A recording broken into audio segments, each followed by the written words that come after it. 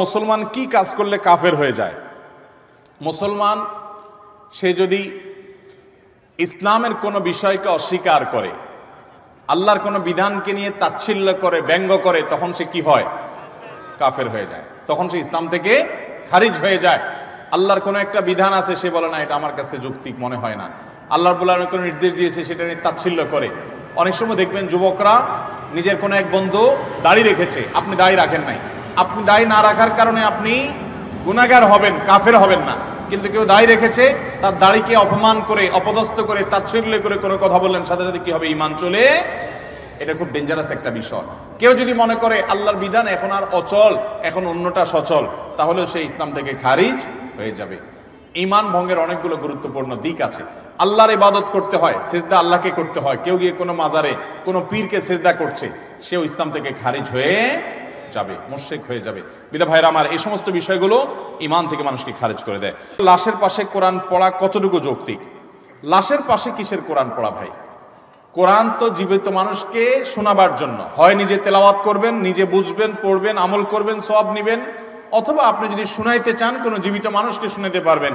একজন মানুষ মারা গেছেন, তাকে আর শোনানোর ক্ষমতা আপনার। অতএব লাশের পাশে চারপাশ ঘিরে ধরে কোরআন তেলাওয়াত করা, মাদ্রাসার ছেলেদেরকে ডেকে এনে ভাড়া করে টাকা পয়সা দিয়ে কোরআন খতম করার যে রেওয়াজ আমাদের সমাজে প্রচলিত আছে, এটা নবী আলাইহিস সালামের আদর্শ না। মানুষ মারা গেছে, যত দ্রুততার সাথে সম্ভব তার গোসল দিয়ে দাফন কাফন করে তাকে কবরস্থ করতে হবে, এটাই হলো নির্দেশনা। আর তার জন্য দোয়া করবেন, দান সাদেকা করবেন, নেক আমল করবেন, ইসালে সওয়াব করবেন, সেটা ভিন্ন কথা। কিন্তু লাশের পাশে বসে কোরআন পড়ার বিশেষ কোনো বৈশিষ্ট্য নাই।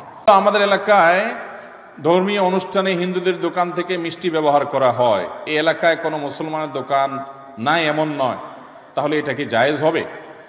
দেখুন, কোনো খাবার হিন্দুর দোকান থেকে কিনলে হারাম হয়ে যাবে, ব্যাপারটা কিন্তু সেরকম না। দেখতে হবে যে খাবারটা পাক কিনা। যদি কোনো হিন্দু খাবারের মধ্যে কোনো নাপাক মেশায়, তাহলে সেটা নাপাক হবে, যার কারণে খাওয়া হালাল হবে না, কেনা হালাল হবে। আবার কোনো মুসলমানও যদি একই কাজ করে, সেটাও কি হবে? হারাম হবে, সেটা কেনা জায়েজ হবে।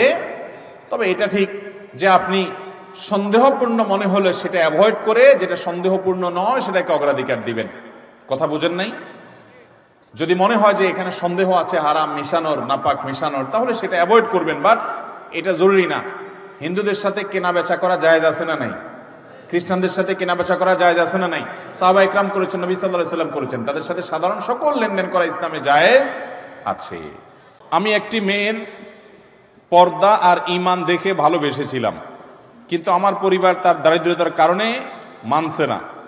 আমি যার সঙ্গে থাকবো সারা জীবন, তার কি ঈমান থাকা প্রয়োজন নাই, পর্দা থাকা প্রয়োজন নাই, নাকি তার সম্পদ থাকা প্রয়োজন?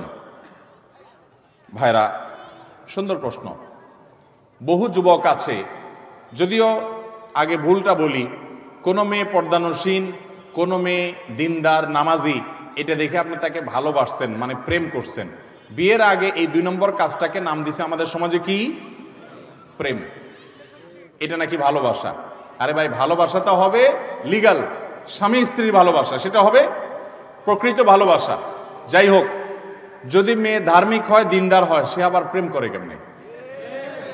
তাহলে বোঝা গেল এই মেয়ের ধার্মিকতায় ঘাটতি এবং কমতি আছে। তারপরেও আপনার কাছে মনে হয়েছে আপনার কপালে এর চেয়ে ভালো জুটবে না, সে নামাজ কালাম পড়ে, বোরকা পরে, হালাল হারাম বুঝে, আল্লাহর ভয় আছে, তো আপনি তাকে দিনদারিতার কারণে, হয়তো আপনি প্রেমে জড়ান নাই, দিনদারের কারণে বিয়ে করতে চান, কিন্তু বাবা মা বিয়ে দিতে রাজি না। একই কথা উল্টা ক্ষেত্রে হয়। অনেক মেয়ে, অনেক ছেলের দিনদারিতার কারণে বিয়ে করতে চায়, বাপ মা তাকে দিতে চায় না। ভালো করে শুনে রাখেন, যদি কোনো বাপ মা শুধু পয়সাওয়ালা পাত্রপাত্রী খোঁজে, ও যে কথিত আছে না যে আজকাল বিয়ে হয় মানুষের সাথে মানুষের খুব কম, বেশিরভাগ হয় এক পক্ষে টাকার বস্তা, আরেক পাশে ময়দার বস্তা। এক পাশে ময়দার বস্তা, আরেক পাশে টাকার বস্তার সাথে ময়দার বস্তার বিয়ে হয়। তো অভিভাবকরা যদি এরকম টাকার বস্তা খোঁজে, এছাড়া বিয়ে না দেয়, তাহলে আপনি দিনদারিতাকে অগ্রাধিকার দেওয়ার অধিকার আপনার আছে। আপনার বাবা মার এই অধিকার নাই যে সে আপনাকে দিন বিমুখ কোনো পাত্র পাত্রীর সাথে বিয়ে করতে বাধ্য করবে, এই অধিকার তাদের নাই।